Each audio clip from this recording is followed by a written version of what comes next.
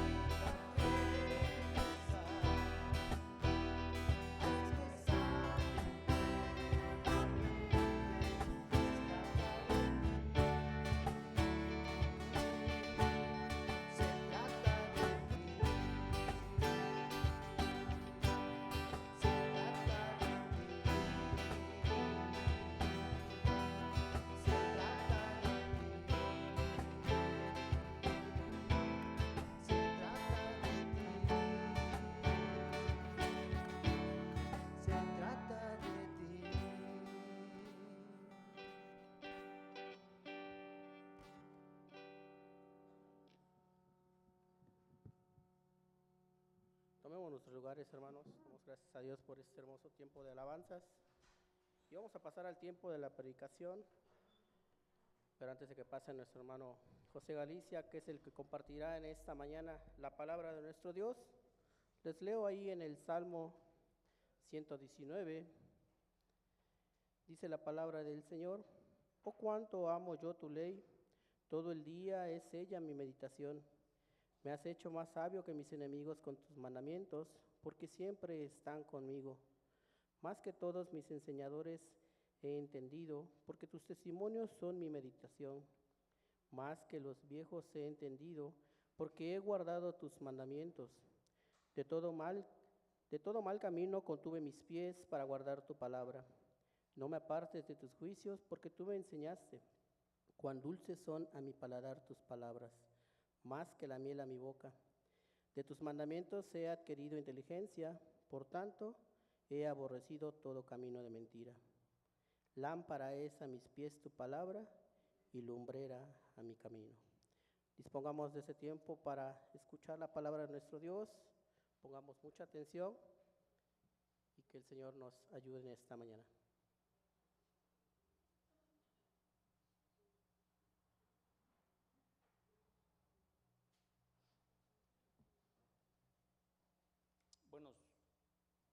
Buenas tardes, hermanos. Tengo algunos problemas con los dientes.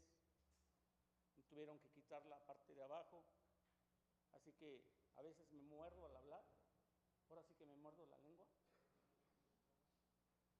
Por lo cual les explico, porque si tengo algún sonido extraño, es por eso. Si me atoro un poquito, en parte es por eso. Y les ofrezco una disculpa, pero esperemos que sea de bendición para nuestras vidas el mensaje de este mediodía. Comenzamos una serie de mensajes acerca de comportarnos como hombres, que comenzó hace 15 días por la mañana. Hoy es el segundo, y el mensaje de Dios se titula, como pueden ver en la proyección, Dios nos hizo como Él. En la lista de títulos que les envié a la página de la iglesia dice el hombre y su Dios, pero suena bastante grosero eso. Más bien es Dios y el hombre que nos hizo ser.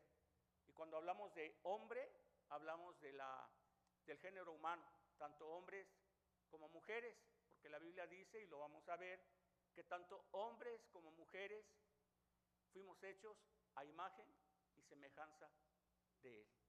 Así que en este mediodía, pues ya hemos leído la lectura, una de las lecturas que es la base bíblica para este mensaje, pero ahora les pido, hermanos, que oremos, que el Señor nos hable a cada uno de sus hijos.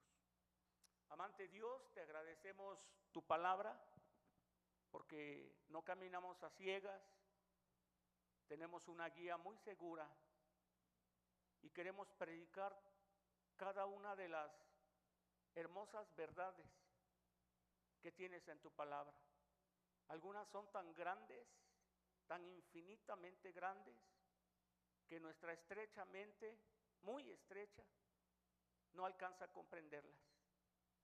Pero sí comprendemos tu amor, sí comprendemos tu gran misericordia, Señor, y la oportunidad preciosa que nos das a tu iglesia de poder escuchar tu palabra.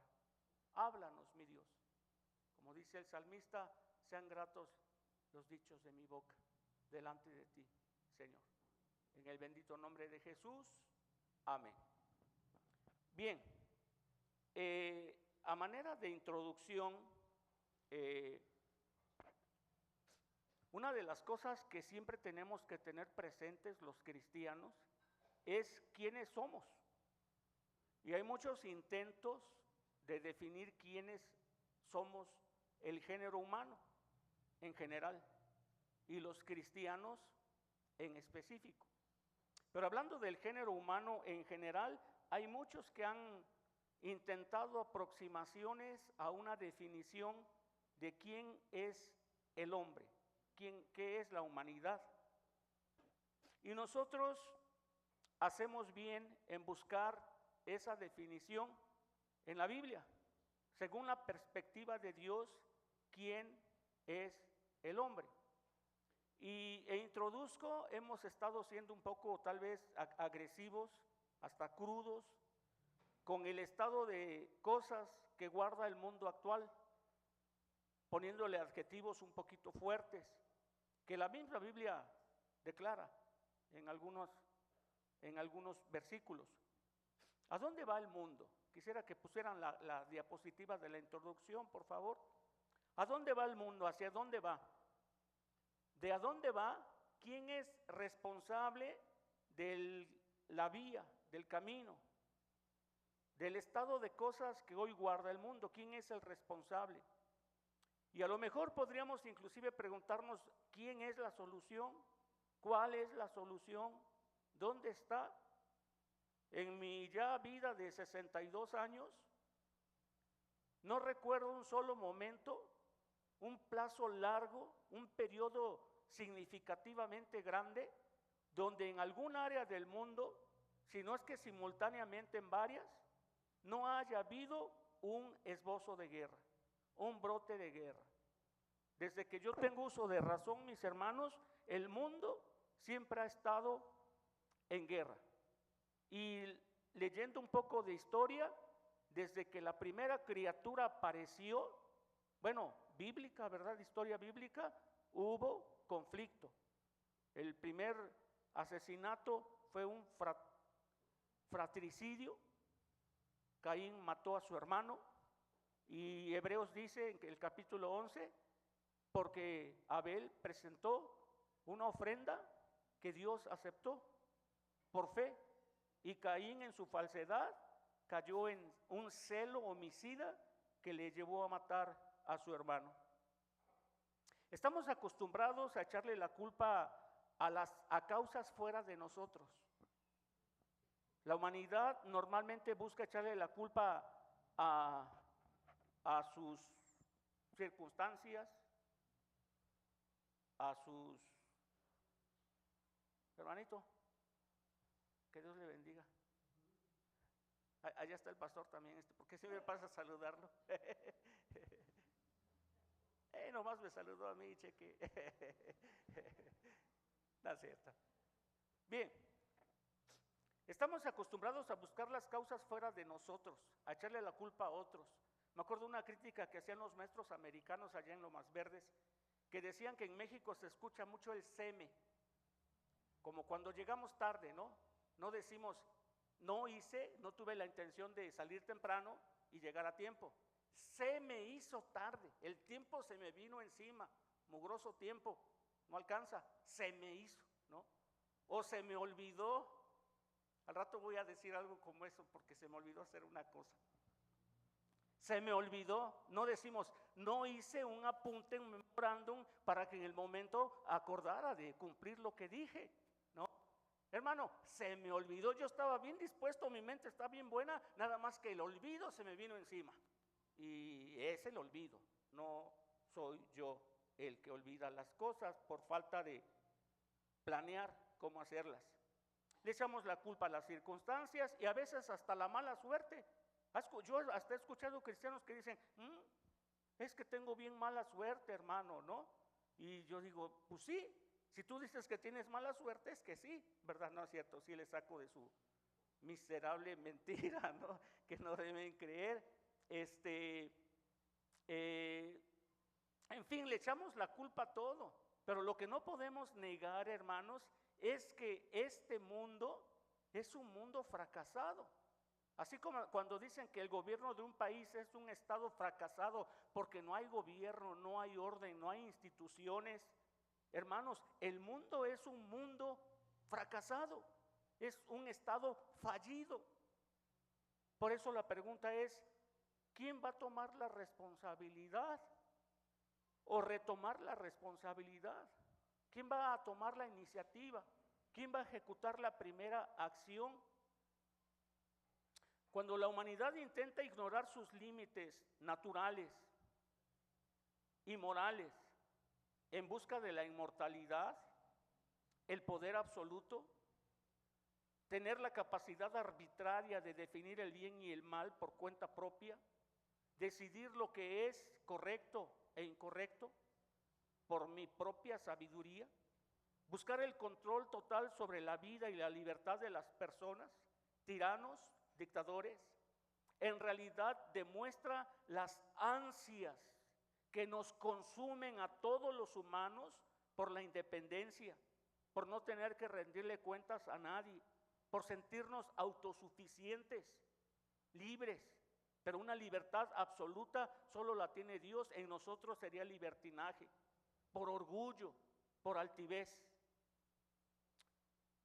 Cuando todo falla, cuando el mundo es un estado fallido, no sé si usted comparta mi perspectiva acerca del mundo, del estado actual de las cosas. Cuando todo falla, el consejo sabio a través de los siglos ha sido volver a los fundamentos, a considerar al mundo desde la perspectiva divina. Pero ahí, en el centro de esa perspectiva, está el hombre. Están los hijos de Dios, que por Cristo hemos sido rescatados para representarlo. Está usted y estoy yo. Están los hijos e hijas de Dios que están aquí reunidos como los primeros responsables de intentar, en el nombre de Cristo, con su poder y su amor, cambiar las cosas. Si evaluamos la humanidad, hermanos, pues evidentemente obtendremos un balance negativo. Si criticamos a nuestro gobierno, y muchos cristianos lo hacemos, y qué bueno que antes de criticar oráramos por él o por ella en este caso. Si criticamos el sistema educativo, que según yo veo, y es crítica también, anda dando bandazos, no tienen una guía, un oriente, un norte real que les lleva a tener un sistema educativo correcto, bueno. Si evaluamos las religiones, incluyendo la nuestra, y si evaluamos todo aquello que de manera tradicional voltearíamos hacia esas instituciones para ver que tomen la iniciativa en esta responsabilidad de cambiar este mundo, hermanos, pues veremos que hay fracaso, hay frustración. Pero la Biblia dice que para cambiar al mundo, para cambiar a la humanidad, debemos empezar por nosotros mismos. El cambio, la limpieza, la transformación, la santidad empieza por nuestra propia casa, empieza por cada uno de nosotros. Así que desde la perspectiva de Dios, hermanos, quisiera presentarles a manera de algo que la mayoría ya conocen, pero que puede servirnos para recordar cuáles son los fundamentos que hacen que el hombre sea una criatura especial, que el género humano tenga una tarea, un propósito definido por Dios, y que podamos evaluar qué tan desalineados estamos de ese propósito y podamos pedirle perdón a Dios si nos damos cuenta que usted y yo estamos mal y podamos corregir el rumbo. Es precisamente el deseo de mi corazón que podamos hacerlo en esta tarde. Vamos a pasar al primer punto, por favor. Bien, somos como Dios. Usted y yo, inclusive antes de ser cristianos, antes de ser hechos hijos de Dios por Dios, antes de ser hechos hijos de Dios simplemente como criaturas de Dios, como descendientes de Adán, somos hechos por Dios y somos como Dios. Pero en el primer punto pongo lo siguiente para que no nos confundamos. O más bien, Dios nos hizo como Él, a su imagen y semejanza. Cuando la Biblia declara que nosotros hemos sido hechos por Dios, a su imagen y semejanza, varón y hembra los creó, quiere decir que hay un punto de contacto, hay una similitud, hay un parecido, de tal manera que podemos decir correctamente que somos como Dios. No solamente desde el momento en que Cristo llegó a nuestras vidas y nos hizo nuevas criaturas. Toda criatura humana, todo hombre y toda mujer, aún los más perversos, fueron hechos a imagen y semejanza de Dios. Pero vamos a ver entonces en este primer punto qué significa la imagen y semejanza de Dios. Y en primer lugar consideramos las dos palabras, la palabra imagen y la palabra semejanza. Tal vez la ilustración no sea la correcta ahí, porque el gatito, un gatito muy chiquito, muy tierno, se ve como un tigre ya desarrollado y poderoso. De alguna manera, si fuimos hechos a imagen y semejanza de Dios, somos más que lo que se refleja en el espejo cuando nos miramos en él. Somos más que nuestras limitaciones. Por lo menos fuimos llamados a ser más de lo que ahora somos, aún los cristianos. Estamos en el proceso en el cual Dios, a través de su Espíritu Santo, está restaurando la imagen y semejanza suya en nosotros. Y ahora sí hablo exclusivamente de los cristianos, porque esa restauración tiene un inicio, que quienes no han tenido ese inicio no pueden aspirar a que la imagen de Dios sea restaurada en ellos, porque simplemente no ha iniciado Dios el proceso, porque esa persona no ha sido escogida o no ha creído, como querramos llamarle, no ha tenido un encuentro personal con Jesucristo. La palabra imagen y semejanza, que en algunos grupos religiosos tratan de enfatizar que imagen enfatiza una cosa y semejanza enfatiza otra. Habiendo hecho una investigación, hermanos, la palabra hebrea Selem, que se traduce como imagen ahí en Génesis, indica la representación, el retrato o la semejanza de algo que de alguna manera es más grande o está lejano o no se ve o es inaccesible o dijeran los teólogos es trascendente en algo que sí se ve, que la gente puede ver. De alguna manera hay un mundo inalcanzable del cual nosotros somos representantes y representamos y reflejamos nada menos que la imagen de Dios. Si pudiéramos cambiar ese espejo, el gatito, por un ser humano, aún el hombre más primitivo en el sentido de cultura, educación, tecnología y todo aquello, aún se seguiría reflejando la imagen de Dios en esa persona. Pero bueno, estaba esta ilustración. Y la palabra semejanza del hebreo demut significa similar en apariencia. Por lo general es referido a la apariencia visual, pero también puede haber otra similitud. Sabemos que el molde con el cual fuimos hechos, el parámetro, el modelo que Dios tomó para hacer a cada ser humano, obviamente no es físico, sino tiene una imagen el hombre que representa toda la personalidad del hombre capaz de relacionarse con Dios.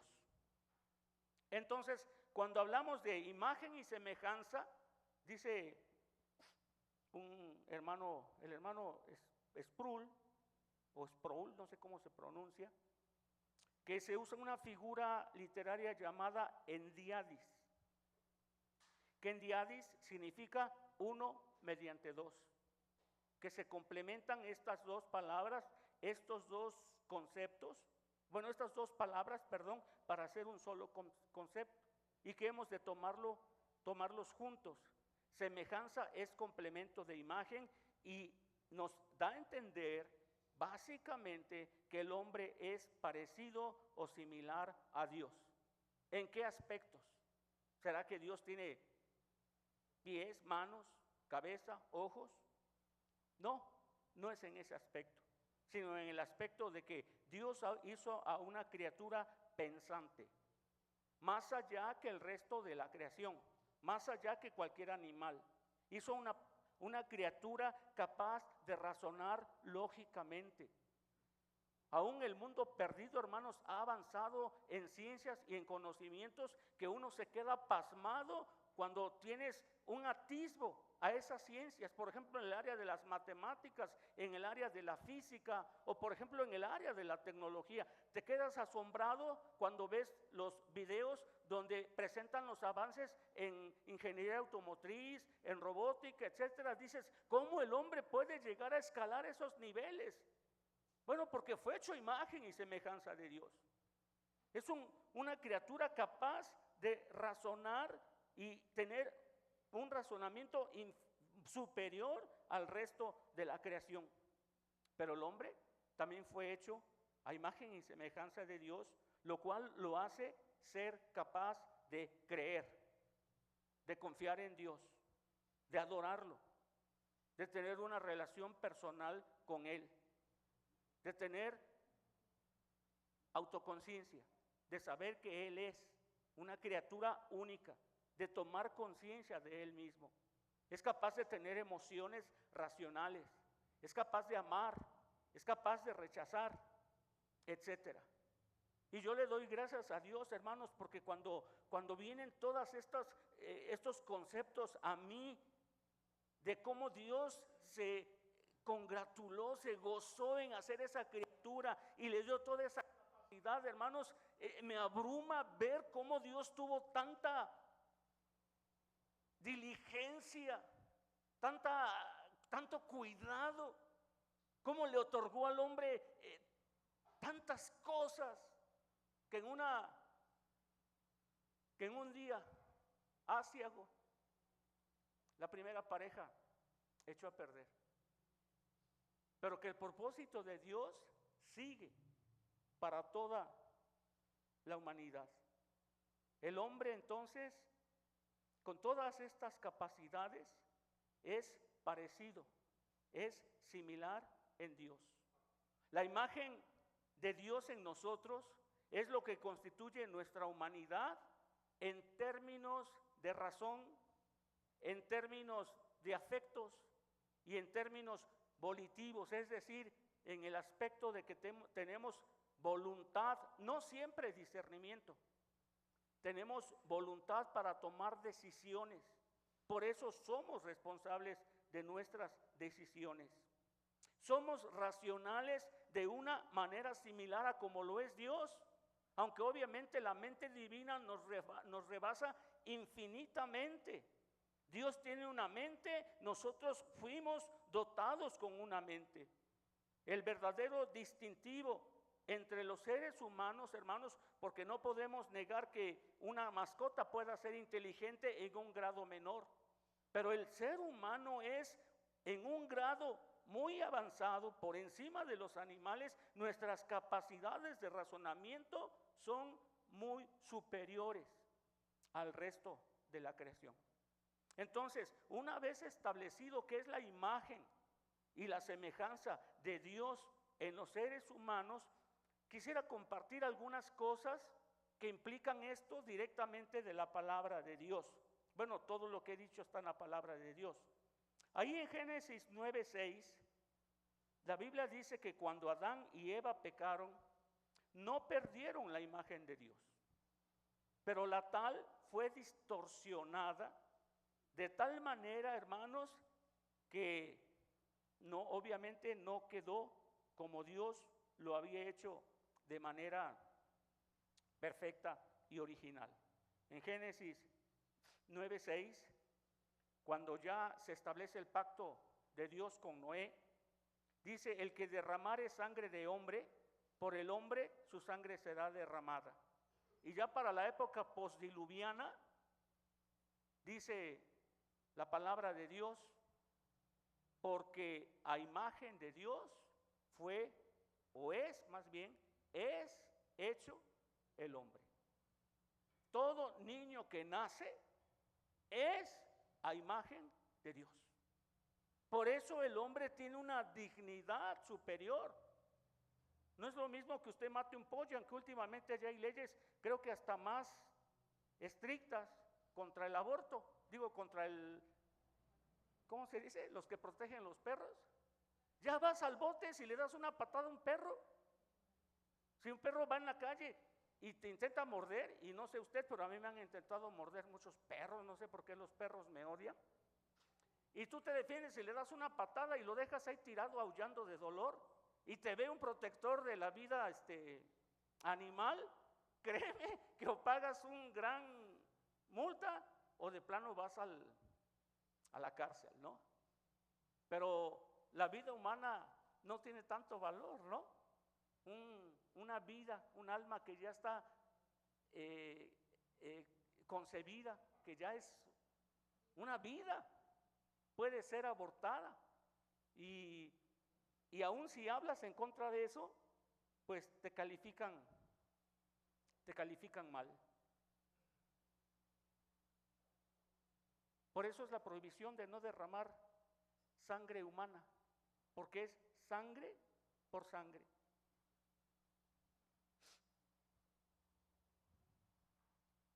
También el ser hechos a imagen y semejanza de Dios hace posible que haya una comunicación entre Dios y el hombre.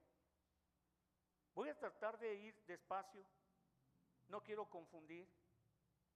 Durante mucho tiempo, por ejemplo, hubo un grupo de teólogos llamados neortodoxos en el siglo pasado y anteriores, que reaccionaron al liberalismo de la fe cristiana.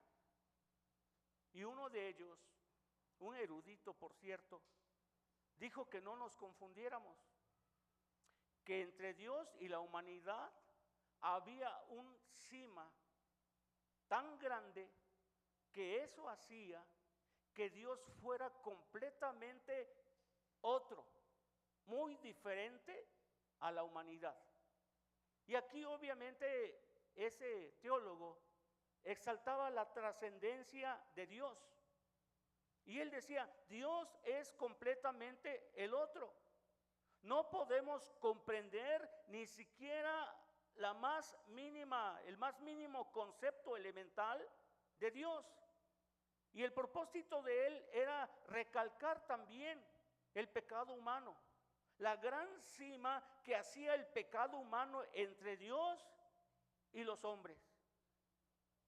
Y entonces algunos tuvieron que decirle, sí, pero si el hombre fue hecho a semejanza e imagen de Dios, eso indica, y tenemos que darle gracias a Dios por ello, hermanos, que la criatura humana, el haber sido hecho imagen y semejanza de Dios, indica que la criatura humana tiene algún punto de contacto con Dios. Hay algo en el hombre, de la imagen de Dios en el hombre, que todavía permite que el hombre, en esa semejanza, en esa similitud entre Dios y el hombre, todavía permite que Dios hable al hombre y que el hombre pueda entender esa voz del Señor. No estoy atentando aquí contra doctrinas que hablan de la soberanía de Dios. Yo entiendo o pretendo entender qué es la soberanía de Dios. Pero cuando hablamos de la imagen y semejanza de Dios en el hombre, estamos hablando que todavía es posible la comunicación, que hay algo común entre Dios y el hombre. En Hebreos 1:1, el autor o la autora, dijeran, comienza diciendo que antes, en la antigüedad, Dios hablaba a nuestros padres por medio de los profetas. Y dice que en los postreros días nos habla a través del Hijo.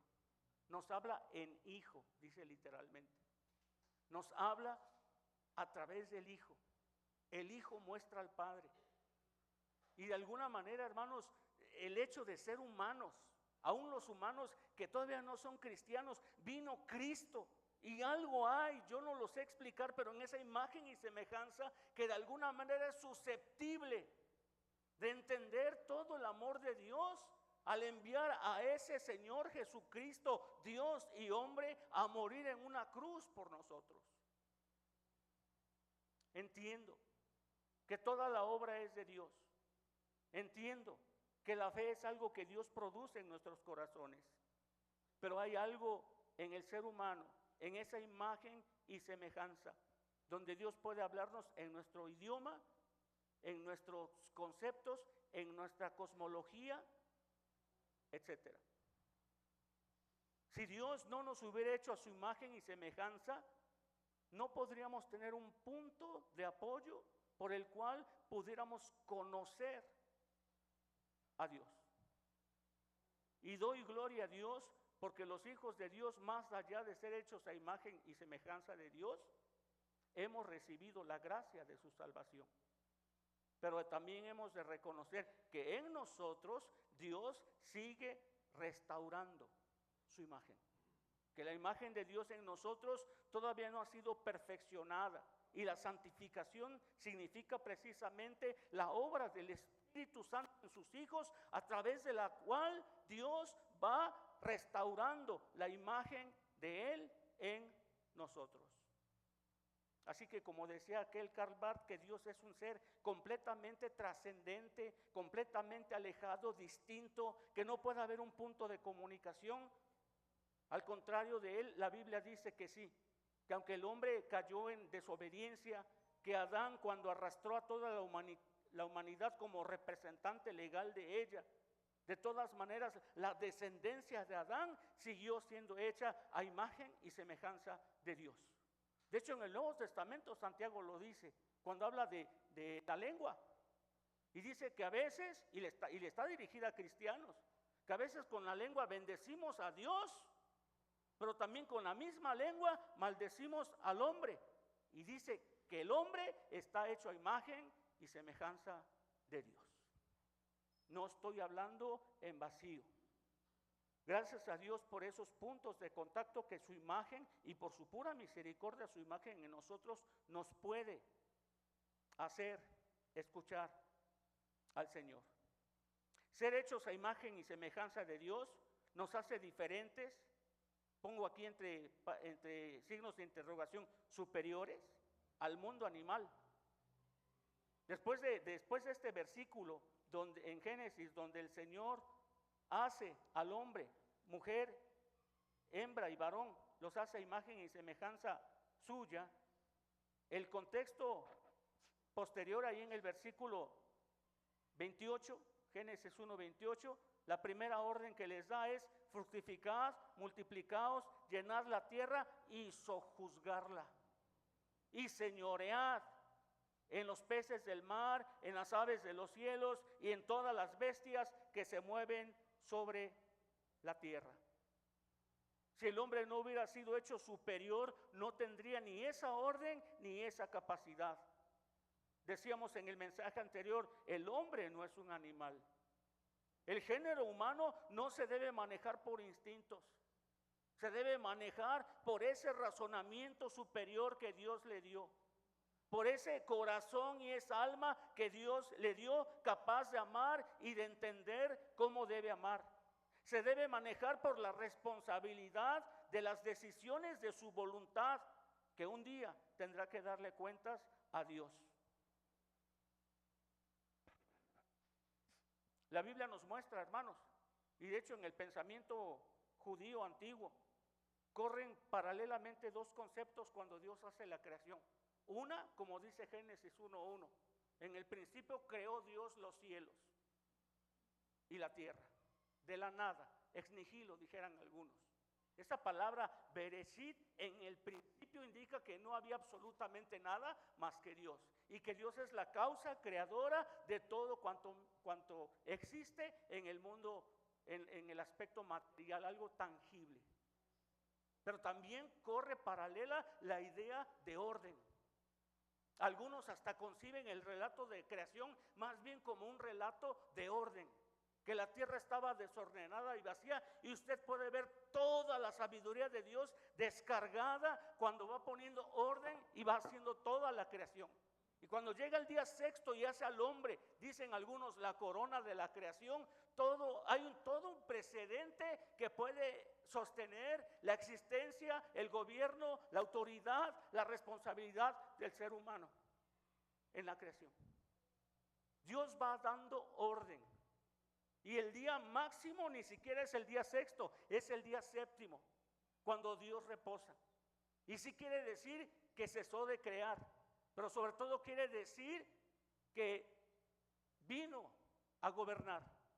Cuando un rey, una persona distinguida, hacía una obra, el descanso implicaba que ese rey iba a su palacio y podía descansar para gobernar lo que había hecho. Y ese es el día, hermanos, en que Dios manifiesta su interés y su propósito en la creación. Dios no hizo un mundo para que estuviera en caos.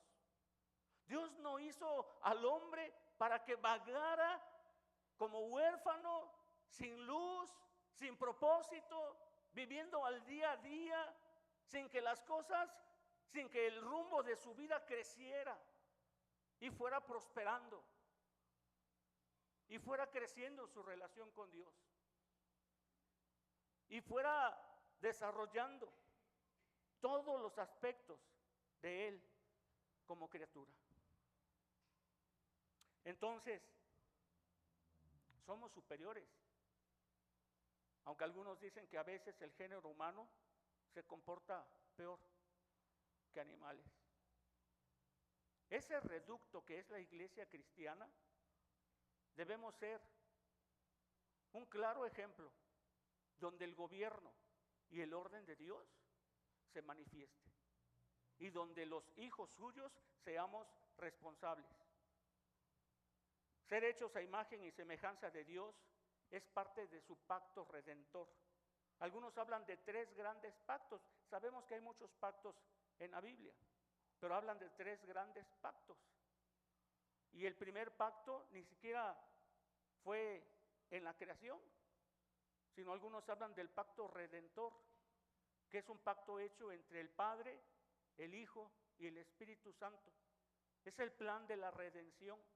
Y si nos damos cuenta, hermanos, cuando el Señor habla de crear al hombre, dice: hagamos pues al hombre a nuestra imagen y semejanza. Y no iba a decir como si la Trinidad, no, la Trinidad está ahí, haciendo un pacto redentor desde el principio o desde antes de la fundación del mundo, hasta que se consume plenamente.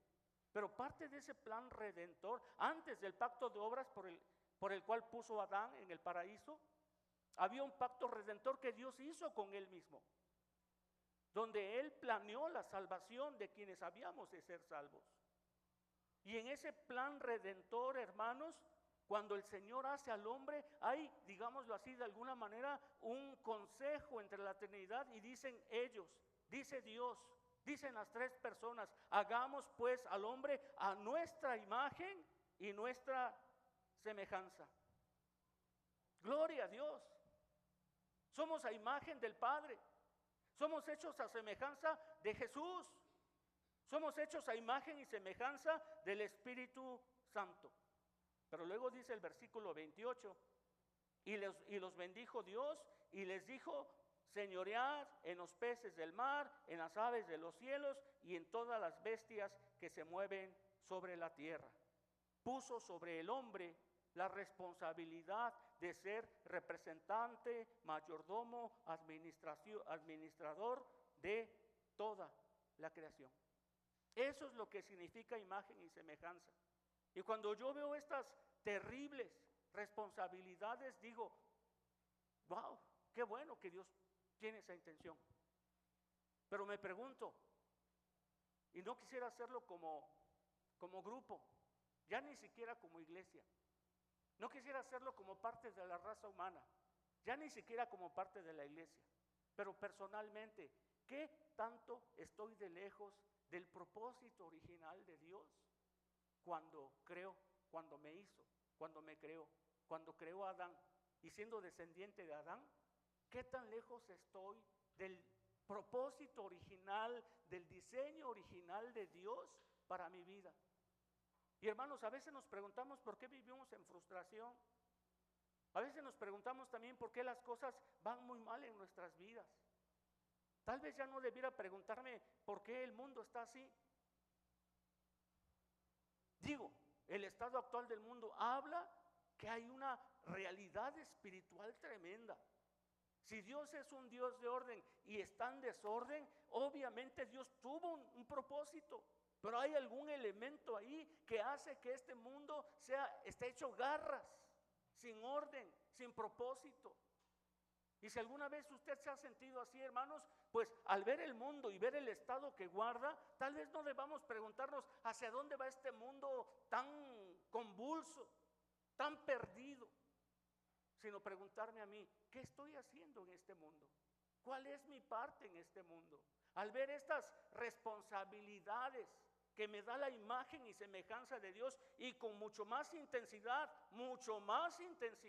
si soy hijo de Dios por haber creído en Cristo, ¿qué responsabilidad tengo ahí? ¿Cómo estoy funcionando con respecto a esto que Dios tuvo en mente al crearme? Porque si no, imagen y semejanza de Dios significa cualquier cosa, una frase religiosa por ahí suelta que no tiene ningún significado. Pero si usted está sentado ahí y tiene un razonamiento y es capaz de amar, a veces también de odiar y de rechazar y de sentir rencor. Si usted es capaz de tomar decisiones, y a veces hasta nos enojamos, ¿no? Llega un momento cuando crecemos que ya no queremos que nuestros padres nos digan qué hacer. O usted no. Papá, ya no me esté diciendo. Y cuando crecemos, no queremos. Sentimos que ya tenemos que tomar nuestras propias decisiones. Pero si es así, si usted es una criatura con razonamiento, con emociones, con gozo y con la voluntad de decidir sin que nadie le obligue, usted está hecho a imagen y semejanza de Dios. Y en esos tres aspectos tenemos que evaluar qué tan alejados o qué tan cercanos estamos a todo esto que les mencioné. Vamos a pasar al segundo punto, por favor. Espero no ir demasiado lento. Dios no nos hizo Dios o dioses. Yo no sé si la serpiente del paraíso que tentó a Eva era así de bonita. ¿A ustedes les parece bonita esa serpiente? A mí sí. Creo que no está modificada en Photoshop o como se dice. Creo que hay serpientes así. Y yo cuando menos si la viera, pues diría, qué bonita, pero tendría que correr, ¿no? Así debió correr Eva, o no sabía que la serpiente era venenosa. Más bien la Biblia dice que era más astuta que todas las demás criaturas. Bien, la tentación básica de Satanás hacia Eva y hacia Adán, que estaba ahí, podemos conjeturar eso, fue así, como hacen las serpientes, como siseando, ¿no? Como sacando la lengua, ¿no? Al oído, enrollándose así como la serpiente alrededor de Mowgli, ¿no? Y luego a su oído. No es cierto. Dios sabe que vas a ser como Él. Seréis como Dios. No es cierto. Dios miente. Apelando al egoísmo. Apelando a que surgiera en el corazón de Eva y de Adán el deseo egoísta de querer ser como Dios. Alguien dijo de hecho que la madre o raíz de todo pecado que la raza humana comete es el orgullo, el yo, el egoísmo. Si interpretamos aquellas profecías como refiriéndose a Satanás y no al rey de Tiro, Satanás dijo, yo soy la más hermosa criatura de Dios. Yo subiré a lo alto.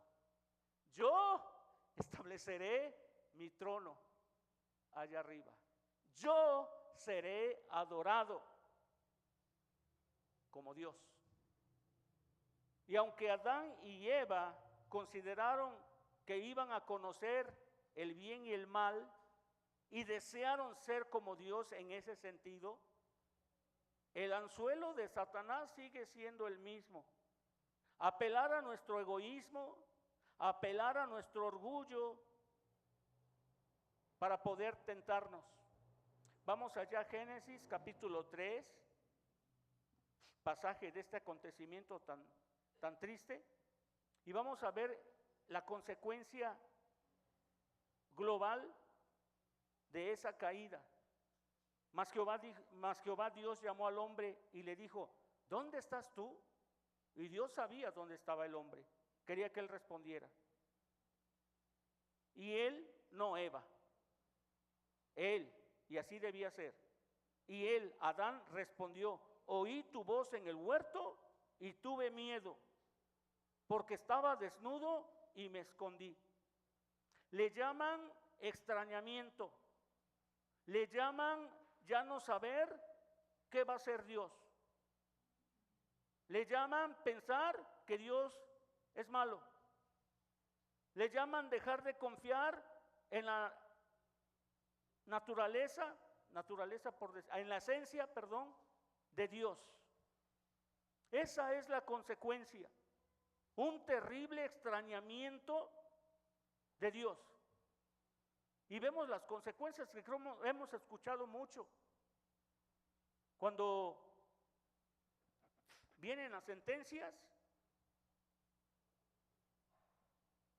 Adán le dice a Dios: pues es que tú me la diste, la mujer que tú me diste. Y algunos dicen, y así es, que eso es abuso.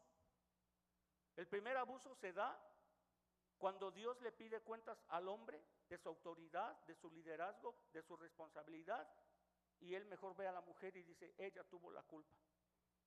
El primer abuso de la humanidad es dejar de ser responsables delante de Dios. Y anteriormente, la otra consecuencia es que si Adán estaba ahí, Eva escuchó la voz siseante de la serpiente para tentarla, pero Adán escuchó la voz de su mujer. No sé cuál de las dos voces fue más vivoresca, si la de la víbora literal o la criatura vivoresca que se convirtió Eva al invitarle a su esposo a comer del fruto prohibido. Y no estoy siendo antifeminista, pero esas son las consecuencias del pecado. Un desorden tal donde el género humano no quiere someterse al esposo porque lo ve como algo indigno. Como si Jesús no lo hubiera hecho al someterse, que no tenía que hacerlo, al Padre y poder venir a dar su vida por nosotros, obedeciendo al Padre. No como un acto de humillación o que lo haga más bien menos Dios que el Padre, pero en un acto de obediencia que, entre otras cosas, nos salvó.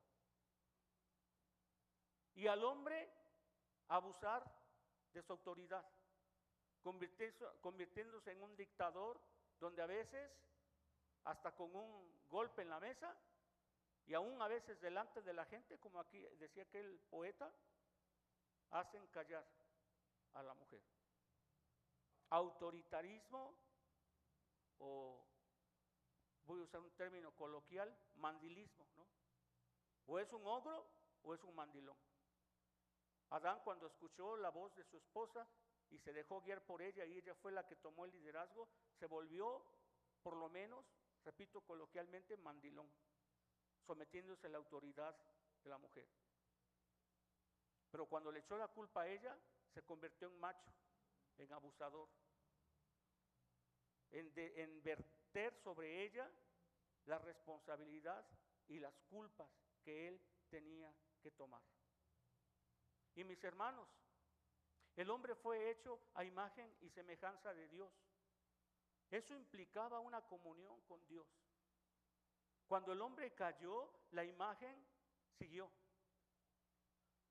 Pero el pecado, y realmente si lo analizamos bien, el pecado es la mayor trascendencia entre Dios y los hombres. Cuando hablamos de trascendencia no hablamos de un lugar, de una ubicación de Dios por encima de su creación, tal vez sí fuera de su creación, tal vez sí como la causa de la creación. Aquello que causa algo es por definición distinto a lo que causa y es trascendente porque le dio razón de ser. Pero más que la trascendencia vista técnicamente, hermanos, esa trascendencia se hizo mayor porque ante la caída del hombre en desobediencia, el pecado hace una gran cima entre Dios y el hombre. El extrañamiento más fuerte del hombre hacia Dios y de Dios hacia el hombre se da por el pecado. Y aunque en la imagen y semejanza de Dios recibimos grandes bendiciones como género humano, el pecado hace esta terrible trascendencia entre Dios y los hombres. Es más, esta trascendencia llega a expresarse en términos de que Dios se hizo enemigo, de que Dios tiene ira contra la raza humana. No solo se alejó, es un Dios que está buscando de alguna manera en la definición una oportunidad para vengar esa afrenta. El pecado es una gran cima, hermanos, porque Dios no puede estar ante lo que no es santo y no consiente el pecado. Antes de la caída, el hombre era distinto, porque uno era la criatura y otro era el creador. Dios por eso era trascendente. Pero cuando el hombre peca, ahora estamos hablando de una diferencia y un alejamiento, una trascendencia entre Dios 3 veces santo, que era la manera superlativa de decir santísimo, y el hombre hundido en el pecado, por naturaleza, por esencia, pecador. Por eso ya en Isaías 6, cuando el profeta Isaías puede ver a Dios, la primera frase que se escapa es una frase de espanto, de tristeza, de reconocer su miseria. Ay de mí, dice, que soy hombre inmundo y habito en un pueblo de labios inmundos, pero mis ojos han visto al Rey Jehová. Isaías capítulo 6, versículo 5. Dice también Isaías 63, 10, mas ellos fueron rebeldes e hicieron enojar su Santo Espíritu, por lo cual se les volvió enemigo. La trascendencia se hizo tan grande que ahora Dios no es un Dios lejano, es un Dios enemigo. Y Él mismo peleó contra ellos. Sin Cristo, hermanos, nosotros, el género humano todo, éramos extraños y enemigos en nuestra mente, según Colosenses 1:21. Y podemos decir que en última instancia, cuando Cristo nos salva en la cruz del Monte Calvario, nos salva de Dios. Nos salva de la ira de Dios. Nos salva de su venganza justa. Dice Mateo 10:28, y no temáis a los que matan el cuerpo, más bien temed a aquel que puede destruir cuerpo y alma en lo que verdaderamente es el infierno. Dice Isaías 8:13, a Jehová de los ejércitos, a Él santificad, sea Él vuestro temor y Él sea vuestro miedo. Eso es lo que provocó el pecado. Y aunque esa serpiente es bonita y no representa la serpiente de la tentación, hermanos, qué terrible daño se hizo cuando Adán y Eva decidieron hacerle caso. Vamos al tercer punto porque tenemos que terminar con la esperanza de Dios para nosotros. El tercer punto es que Jesús nos reconcilia con Dios y está restaurando su imagen en nosotros. Yo sé que algunas de estas cosas ustedes las han escuchado muchas veces, pero vale la pena recordarlas, porque estamos considerando Dios y el hombre, o como el título decía, el hombre y su Dios. Y creo que no está tan mal el título, habla de una relación íntima con Dios, como cuando decimos, mi iglesia está en tal lugar. Bueno, por definirlo como un edificio, no es que nos pertenezca a la iglesia, nos identificamos con la iglesia. O mi país es México y no tenemos las escrituras que hablen de los millones de metros cuadrados que es el país, que son nuestros. Hablamos de nuestro país, de mi país, porque nos identificamos. O cuando decimos, Dios mío, no me pertenece, hay una relación. Entonces, el hombre y su Dios quería decir eso, pero lo modifiqué. Bueno, hecha esta aclaración tan importante, dice 1 Timoteo 2:5 que hay un solo Dios y un solo mediador entre Dios y los hombres, Jesucristo, hombre. Desde la sentencia profética, ahí en el versículo 15, después de la caída en el capítulo 3, donde le da la sentencia a Dios, a la serpiente, dice, esta te dirá en la cabeza. Va a llegar un día en que tu obra satánica, diabólica, va a terminar, porque la descendencia de la mujer te va a aplastar la cabeza, serpiente, y la va a machacar y te va a destruir. Y tú le estarás hiriendo constantemente en el calcañar. O el momento en que Dios tiene que sacrificar, conjeturamos eso, pero pues es lógico, a un animal para poder vestir la vergüenza de la desnudez de Adán y Eva. Vemos la esperanza que Dios nos ofrece. En la caída, la imagen de Dios en el hombre se opacó, pero no se destruyó, pero no destruyó nuestra humanidad, perdón. Todavía tenemos una mente, un corazón y una voluntad corruptos. Bueno, antes de Cristo, pero ahí están. Todavía llevamos la marca de nuestro Creador sobre nosotros. Aunque la imagen de Dios ha sido borrosa, confusa y empañada seriamente por la caída, no ha sido destruida. Todos los seres humanos pecadores que caminan por nuestro mundo hoy en día siguen siendo criaturas hechas a imagen de Dios en el sentido amplio y material. Nosotros sabemos que ahora somos hijos de Dios porque Cristo nos hizo nuevas criaturas. Y aunque la humanidad está en cautiverio por el pecado, todavía tiene voluntad y todavía tiene la capacidad de tomar decisiones. Eso implica la imagen de Dios en el hombre. La caída, entonces, hizo un gran daño, pero la imagen de Dios en el hombre continúa. Y la Biblia dice, hermanos, que el Señor Jesús apareció para deshacer las obras del diablo, allá en Primera de Juan. El Hijo del Hombre, el Hijo de Dios, vino para deshacer las obras del diablo. Y cuando Cristo entra en nuestro corazón y nos toma como sus hijos, empieza a restaurar esa imagen en nosotros. Y está el indicativo y está el imperativo. Tal vez eso es algo que vimos hace un rato. El indicativo nos dice que ya somos. Como cuando en Romanos se dice, ya estamos muertos al pecado. Ya estamos muertos. Ese sería el indicativo. O el posicional o algo así, no sé cómo decirlo, pero lo conozco como indicativo. Ya somos muertos al pecado.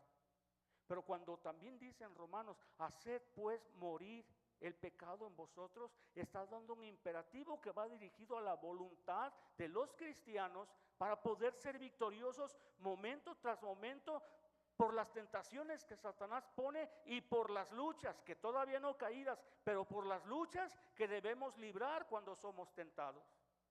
Ojalá hubiera un día, un instante en que Satanás cesara su lucha cruel, intensa contra el cristiano para tentarle, pero no hay. Si usted ha visto a un gato porque pues es lo que tenemos más cerca. Yo una vez perdí mucho tiempo divirtiéndome viendo cómo un gato estaba ante el hoyito donde vivía una familia de ratones. Y el gato se sentó. Y yo le decía, bichi, bichi, bichi, ¿no? Y el gato medio volteaba, pero no me hacía mucho caso. Él estaba concentrado ahí. Y pasé, porque estaba cerca de un baño en una casa donde vivíamos en Fortín. Fui al baño, estuve en el baño, salí del baño, fui a mi casa, regresé y el gato estaba ahí, 7:24 o no sé, esperando a que el ratón saliera.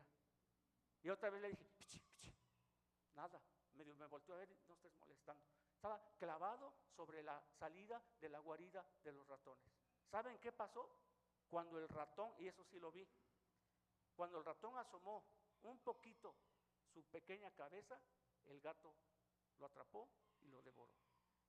Y la Biblia dice que Satanás es como un león que acecha alrededor de los cristianos. ¿Buscando a quién? La lucha es constante, hermanos. No el fracaso, no la caída. No podemos venir a los pies de Dios diciendo, hermano dijo, Señor, pequé porque pues, soy débil, estoy cayendo a cada rato. Eso ya es maña u otra cosa, ¿no? Como veíamos, eso ya es querer estar ahí. Pero Satanás apela a nuestra concupiscencia.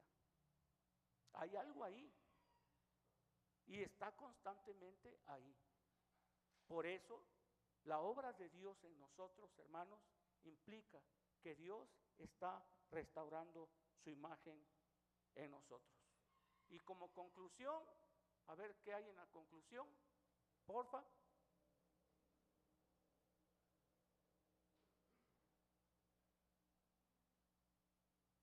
Como conclusión, ¿sí se alcanza a ver lo verdecito? Sí. Somos representantes de Dios en el mundo. No encontré otra imagen, hermanos. Creo que esa imagen es de un grupo que no tiene una doctrina bíblica sana, perdón. No encontré otra imagen, pero Dios está viendo el mundo. Nos está viendo a cada uno de nosotros. Y si hay algún representante en el mundo de Él, de Dios, somos nosotros. Somos los representantes de Dios. No lo olvidemos. No solo el domingo en estas horas que pasamos en el templo, allá en el trabajo, allá en la vida, allá en el mundo, a veces en el reino mismo de Satanás, no porque estemos nosotros ahí, sino porque el mundo está bajo el dominio de él. Ahí es donde debemos recordar que somos representantes de Dios. El único Cristo que la gente sin Cristo ve es a nosotros. Somos el Cristo para ellos. Somos el Dios para ellos, porque somos nosotros como cristianos preferentemente, especialmente la imagen y semejanza de Dios que representa a Dios, y cuando la gente nos ve, está viendo a Dios. Nada menos que eso. No se vaya con menos. Si usted es un hijo de Dios y se mueve en el mundo inconverso, el único Dios al que ellos pueden ver es a usted. No porque sea Dios, sino porque usted es la imagen de Dios para ellos. El único Cristo que pueden ver es a usted. Así que más vale que seamos congruentes y empecemos a vivir nuestro cristianismo con honestidad, donde quiera que estemos, con quien sea que estemos, bajo las circunstancias en las que estemos, y podamos ser dignos representantes de Dios. Vamos a orar. Amante Dios, una vez más recordamos la responsabilidad muy grande que tenemos. Si bien quienes todavía no han tenido un nuevo nacimiento, todavía por tu pura gracia conservaron tu imagen y semejanza.